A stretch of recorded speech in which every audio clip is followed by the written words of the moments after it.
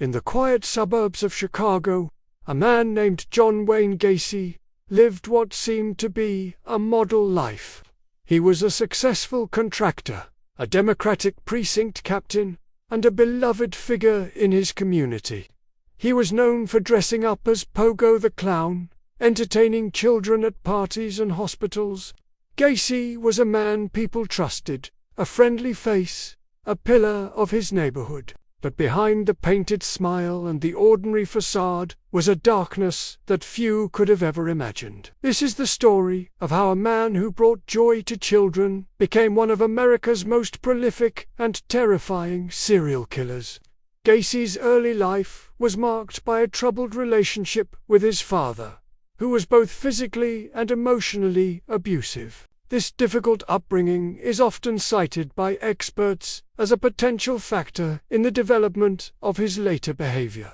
But it in no way excuses the horrific acts he would go on to commit. As a young man, he moved to Iowa, got married, and managed a KFC restaurant. It was here that the first signs of his dark side began to emerge. In 1968, he was convicted of a serious crime against a teenage boy and sentenced to 10 years in prison. Shockingly, he was released after just 18 months, a model prisoner who had seemingly reformed. He returned to Illinois, remarried, and started his own contracting business, PDM Contractors. It was during this period, in the 1970s, that his hidden life of terror truly began. Between 1972 and 1978, a disturbing number of young men and teenage boys started disappearing in the Chicago area. They were runaways, hitchhikers, and some were even employees of Gacy's contracting company. The police were baffled. These were separate cases, seemingly unconnected, and the trail for each one went cold. Parents were left in anguish, with no answers and no idea what had happened to their sons. Meanwhile, Gacy continued his public life, shaking hands with politicians, organizing neighborhood block parties, and donning his clown costume. He moved with impunity, using his respected status as a shield. He would lure his victims with promises of work, money, or a place to stay. His home at 8213 West Summerdale Avenue became a place of unimaginable horror.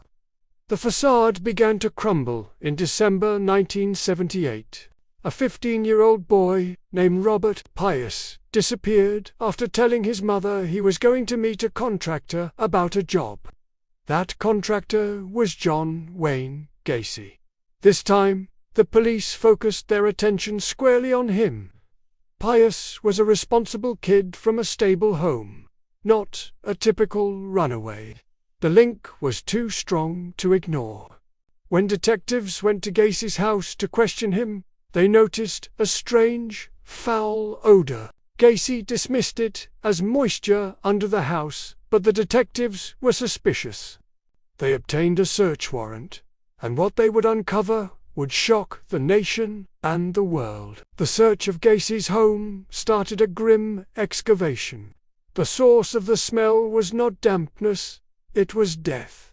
Underneath the floorboards, in the cramped and suffocating crawl space, investigators found the remains of multiple bodies. One after another, they were unearthed, some buried in lime to speed up decomposition. The house on Summerdale Avenue was a mass grave. As the digging continued, the body count grew.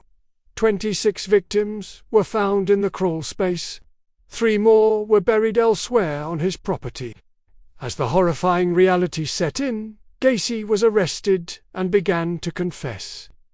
His stories were cold, detached, and utterly chilling.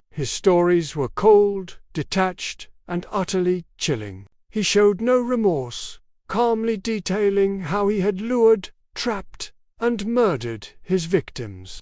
Gacy confessed to a total of 33 murders. He told investigators that he couldn't fit any more bodies in his crawl space, so he had started disposing of them in the nearby Des Plaines River. Search teams were sent out, and they recovered the bodies of 4 more of his victims from the water. The final victim he confessed to killing remains unidentified to this day. The scale of his crimes was staggering. He had preyed on vulnerable young men for years, operating right under the noses of his neighbors and the authorities. The trial of John Wayne Gacy in 1980 was a media sensation. His defense team argued that he was insane, not responsible for his actions due to multiple personality disorder. They painted a picture of a tormented man, a victim of his own fractured mind. But the prosecution presented a different Gacy, a cunning, manipulative, and meticulously organized killer who knew exactly what he was doing. They pointed to the way he lured his victims, the careful disposal of their bodies, and his ability to maintain a convincing public persona for years. The jury agreed with the prosecution. After deliberating for less than 2 hours, they found him guilty of 33 counts of murder. He was sentenced to death. John Wayne Gacy spent 14 years on death row. During that time, he became a grim celebrity. He took up painting, and his artwork, often featuring clowns and skulls, became morbidly sought after collector's items. He gave interviews, maintaining a bizarre sense of arrogance and denying the full extent of his guilt. Despite his earlier confessions, he never once expressed remorse for the lives he destroyed or the families he shattered. On May 10, 1994, John Wayne Gacy was executed by lethal injection. His reported last words were defiant and obscene. He said, "Kiss my ass," a final act of contempt from a man who embodied pure evil. The legacy of John Wayne Gacy is a dark one. He forever changed the image of the clown from a figure of fun to one of fear, tapping into a deep-seated cultural anxiety. But more importantly, his case highlighted the terrifying reality that monsters can look just like ordinary people. They can be our neighbors, our colleagues, the friendly man down the street. The story of the killer clown serves as a chilling reminder to always be vigilant and to look beyond the surface. It honors the memory of the 33 young lives he so cruelly cut short, and the families who were left to grapple with an unbearable loss. Their stories, not his, are the ones that should never be forgotten. Thank you for watching. If you found this story compelling, please like this video and subscribe to our channel for more deep dives into history's most fascinating and unsettling cases. Stay safe out there.